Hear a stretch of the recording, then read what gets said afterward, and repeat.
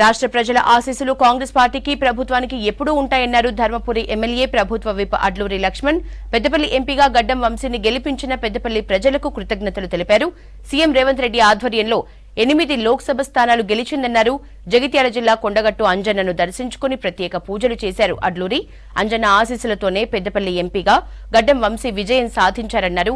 కొండగట్టు అభివృద్ధికి కట్టుబడి ఉన్నామని, త్వరలోనే మాస్టర్ ప్లాన్ అమలు చేస్తామని తెలిపారు అడ్లూరి లక్ష్మణ్ కుమార్. ఆ స్వామివారి దర్శనానికి ఈరోజు ప్రత్యేకంగా ఆదివారం సూర్యభగవాన్ రోజు ఆ ఆంజనేయ స్వామి యొక్క ఆశీర్వాదం రాష్ట్ర ముఖ్యమంత్రిపై, అదేవిధంగా మన తెలంగాణ ప్రజానికం మొత్తమైన ప్రతి సంవత్సరం మొదటి రోజు స్వామివారి దర్శనం చేసుకున్నటువంటి ఆనవాయితీగా వస్తున్న సందర్భంలో కూడా ఈరోజు ఆదివారం సూర్యభగవాన్ రోజు స్వామివారి దర్శనం చేసుకున్నామని నేను, మా జితేందర్ గారు, మా శైలేందర్ అందరం రావడం జరిగింది. మన ఆలయానికి సంబంధించినటువంటి ఆలయ అర్చకులు, పూజారులు మా దృష్టికి ఏదైతే ఇక్కడ ఉన్నటువంటి మాస్టర్ ప్లాన్ విషయంలో కానీ, శాశ్వత మంచినీటి పరిష్కారం విషయంలో కానీ